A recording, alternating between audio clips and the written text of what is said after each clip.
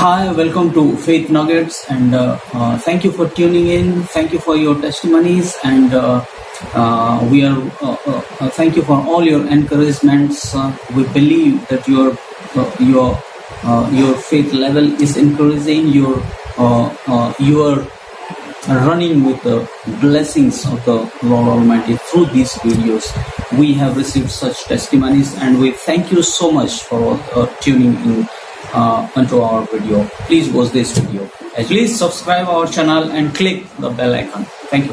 आज के मनन के कुछ एक पल, कुछ एक मिनट हम जैसे हम अपनी फोकस को, जैसे हम अपने आत्माओं को, अपने शरीर को, अपने मनों को, अपने प्राणों को, अपनी सोच को परमेश्वर की उपस्थिति में बिठाया हुआ है, उस समय में मैं चाहूँगा कि कुछ एक स्क्रिप्चर्स, कुछ एक विषय को, कुछ एक बातों को हम प्रभु के उस कैरेक्टर को हम देखने जा रहे हैं, परमेश्वर की उस रिएक्शंस को हम देखने जा रहे हैं। सो सिट हियर प्रेयरफुली, हम प्रार्थना के साथ बैठने पाएँ और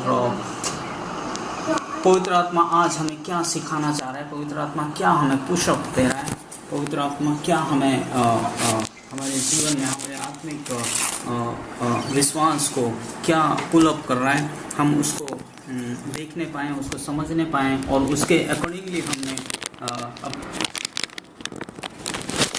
मैं पढ़ूंगा Romans. Let us go to the scriptures, book of Romans chapter 11 verses 16 to 19।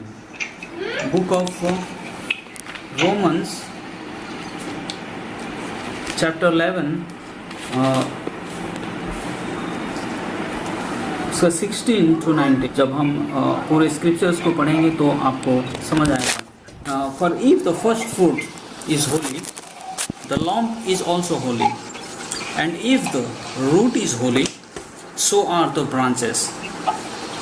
And if some of the branches were broken off, and you, being a wild olive tree, were grafted in among them, and with them become a partaker of the root and fatness of olive tree.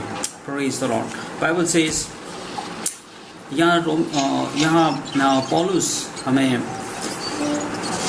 Romeo के लोगों को लिखता है, Romeo की कलीसियाओं को लिखता है। जब वहाँ पे एक डिस्प्यूट हुआ था कि व्यवस्था को कितना हम एम्फसाइज दें अपने जीवन में, कितना जब कोई व्यक्ति मसीह में आ जाता है, जब कोई यीशु को विश्वास करने लग जाता है, चाहे वो ज्यूज हो चाहे वो जेंटाइल्स हो, तो उसके जीवन में वो व्यवस्था कितना इम्पोर्टेंस रखता है, इस विषय के ऊपर वो रोमियो की कलीसियाओं के साथ डील कर रहा है। जब वो डील कर रहा है तो he came across to explain something, एक उदाहरण को दे करके वो उस बात को एक्सप्लेन करता है। 17वीं आयत को मैं फिर से पढ़ूंगा। And if some of the branches were broken off, and you being a wild olive tree, being a wild olive tree, वो जेंटाइल्स के बारे में कहता है, वो अन्य जातियों के बारे में कहता है कि तुम लोग जो हैं वो वाइल्ड ओलिव ट्री हैं, तुम लोग जो है उस पेड़ के नहीं हैं। साल्वेशन, आपके जो उद्धार हैं वो एक्चुअली में आपके लिए नहीं था, लेकिन you have been grafted, we have been grafted in the tree.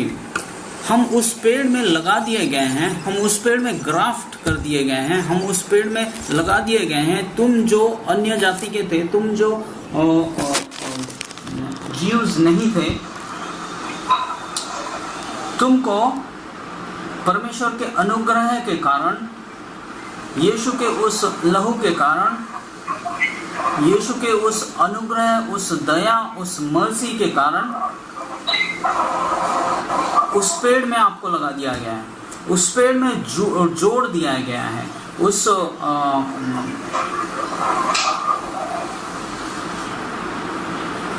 उस साल्वेशन, उस जीवन के पेड़ में आपको ग्राफ्ट कर दिया गया है। It came by grace of God, it came by the grace of God, परमेश्वर के अनुग्रह के कारण। अगर आप व्यवस्था को पढ़ते हैं, हम उसमें देखते हैं, हम उसमें जानने को पाते हैं कि व्यवस्था के द्वारा साल्वेशन, व्यवस्था के द्वारा उद्धार नहीं है।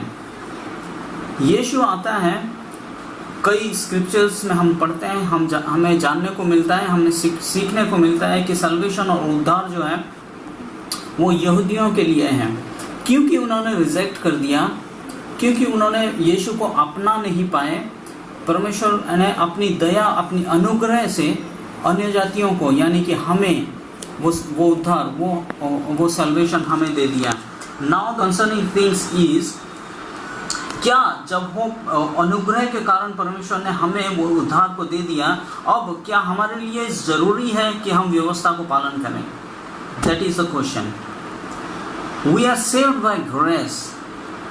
पौलुस फिर से इस बात को आर्गुमेंट करता है। वो कहता है एफिसियों की कलीसिया में, जब वो कलीसियाओं को जब वो लेटर लिखता है, तो वो कहता है एफिसियंस चैप्टर 2 वर्सेस 8 में, we are saved by grace not by our works. हमारे काम के लिए, हमारे एटीट्यूड्स के लिए, हमारी ओबीडियंसी के लिए, हमारे अंदर कोई खूबी है इस वजह से नहीं है, हमने ऐसा कुछ काम को किया इसी वजह से नहीं है, परंतु by his grace, it is only his favour. ये परमेश्वर का अनुग्रह है, ये परमेश्वर के अनुग्रह के कारण हमें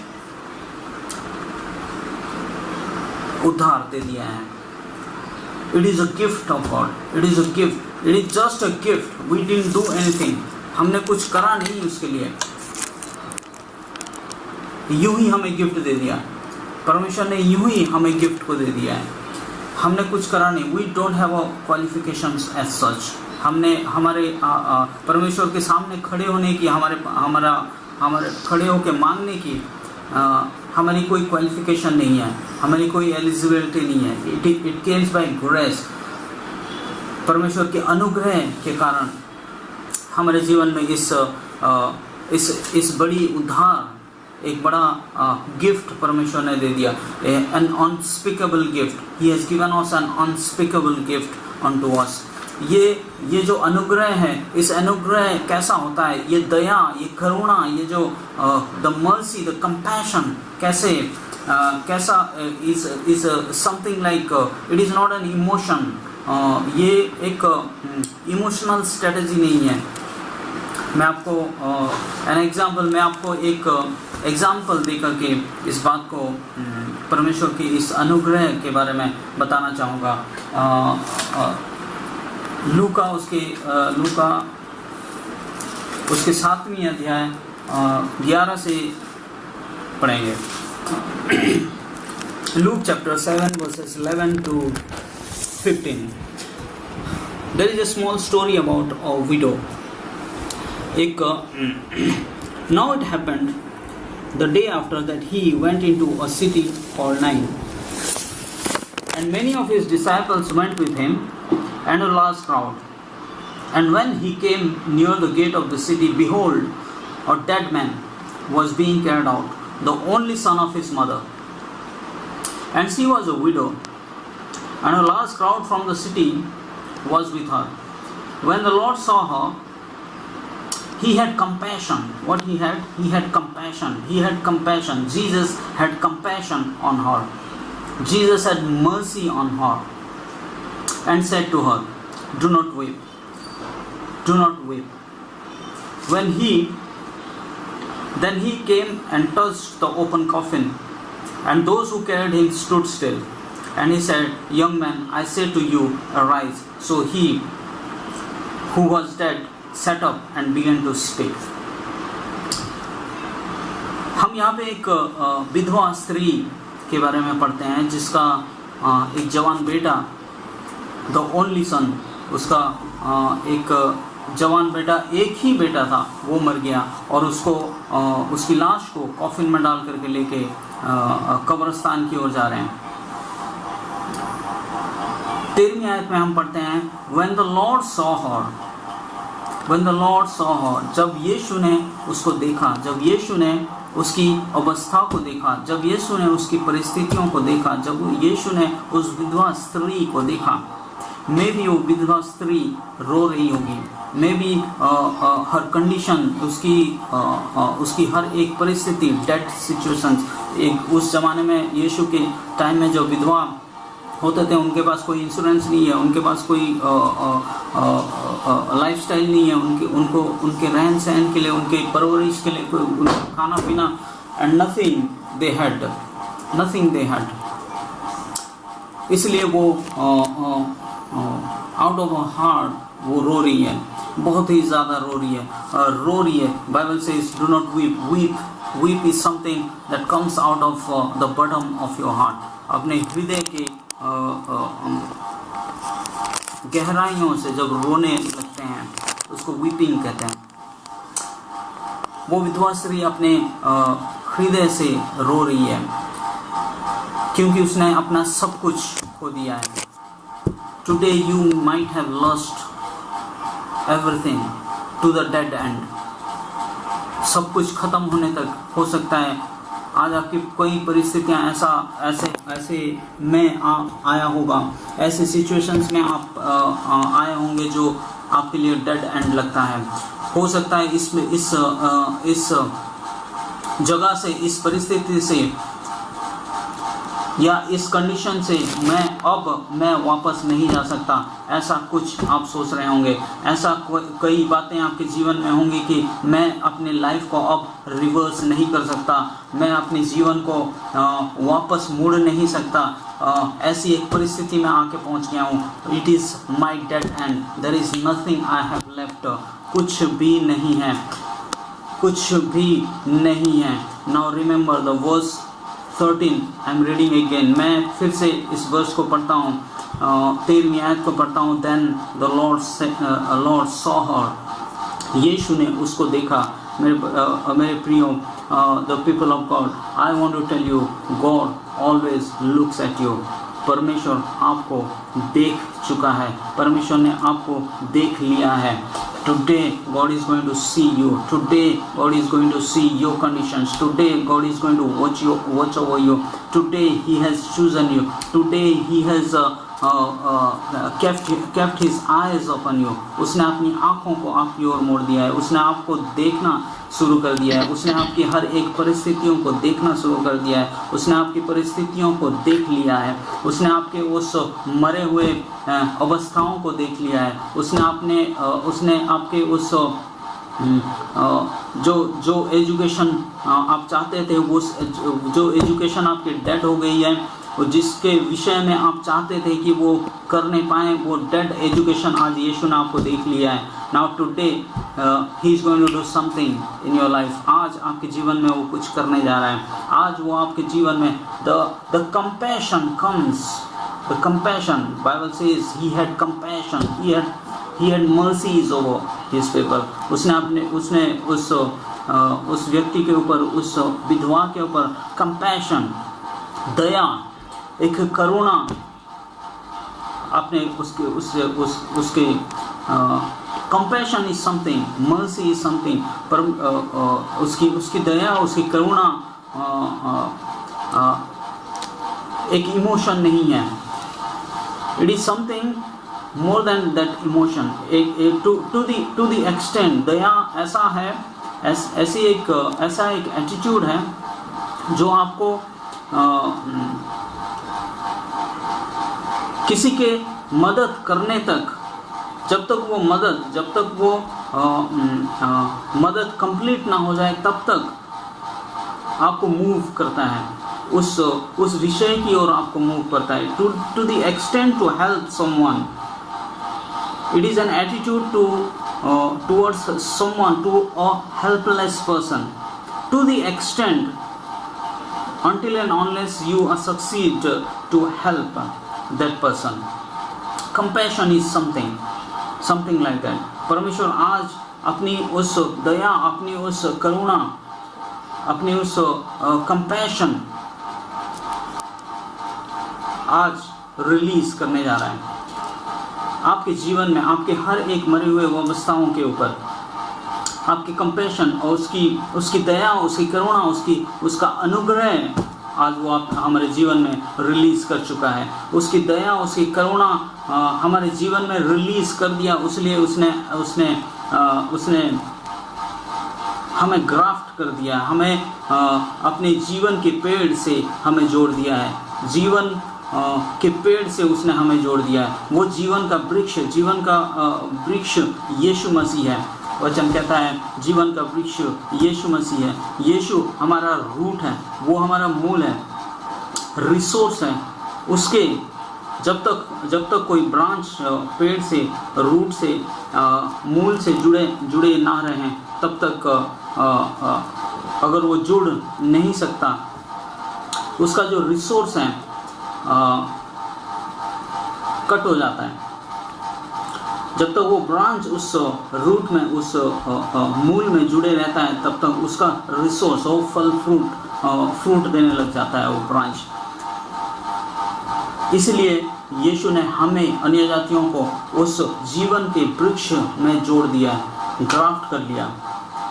और यीशु आगे हम रोमियो की किताब में आगे हम पढ़ने जाते हैं तो हमें एक्सप्लेनेशन को मिलता है कि यीशु हमारा मूल है, वो हमारा रिसोर्स है। He is the source of our life. हमारा जीवन वहीं से आता है। जीवन के वृक्ष में हम जुड़ गए हैं। We are no more dead, the Bible says. अब हम जीवन के वृक्ष में जुड़ चुके हैं, इसलिए हमारे जीवन में डेड नहीं है। We don't see dead end. हमारे जीवन में मृत्यु को हम देखते नहीं हैं। जीवन, क्योंकि जीवन के साथ जुड़े हुए हैं तो जीवन के फल देने लग जाते हैं। जीवन के वृक्ष में जुड़े हुए जीवन की बातें हमारे मुंह से निकलने, ब्लेसिंग्स की बातें हमारे मुंह से निकलने लग जाती है। Today I release this compassion upon our life. आज आपके और हमारे जीवन में हर एक वो व्यक्ति जो इस वीडियो को वॉच कर रहे हैं, हर एक व्यक्ति, अगर आप उनमें से एक हैं जो अपने जीवन में उस डेड एंड को आज देखने को मिलता है, अगर आपने ऐसा कोई विषय को देखा है अपने जीवन में जो आप उसको रिवर्स नहीं कर सकते हैं, उस विधवा के बेटा मर गया, वो अपने बेटे को या अपने जीवन को वो विधवा स्त्री रिवर्स नहीं कर सकती। आप अपनी परिस्थितियों को रिवर्स नहीं कर सकते। ऐसा कोई डेड एंड आपके जीवन में आपने देखा है? कोई स्त्री है जो वॉच कर रहा है इस वक्त, you have seen your life has gone more than 45 years। आप 45 साल के उम्र के हैं, आप वहाँ से आगे जा चुके हैं। You can not reverse. आप ऐसा सोचते हैं मुझे 20 साल पहले की जीवन, अगर 20 साल पहले मुझे ये बात पता चल जाता, ये क्वालिफिकेशन या ये education, I wanted to achieve that one. आप उस चीज़ को अचीव करना चाहते थे जो आप 20 साल पहले नहीं कर पाए। Now you are trying to do this and you are thinking, आप सोचते हैं कि आप रिवर्स नहीं कर पाएंगे। Today being a servant of God, I prophesy over you, I release your dead and right now to be reversed in the name of Jesus. Yeshu के नाम से आपके जीवन में हर एक डेड एंड रिवर्स होने पाए in the mighty name of Jesus. Being alive, you will see your life being alive from today onwards in Jesus name. Yeshu के नाम से ऐसा ही होने पाए। Thank you Lord God almighty. पिता कि यीशु ने कहा इस ही हैड कंपैशन एंड जब वो कंपैशन में आया, जब वो दया को दिखाने लग गया, उसने उस स्त्री से कहा डू नॉट वीप। जब हम मसीह में जुड़ जाते हैं, जब हम जीवन के पेड़ में जुड़ जाते हैं, we have no more weeping.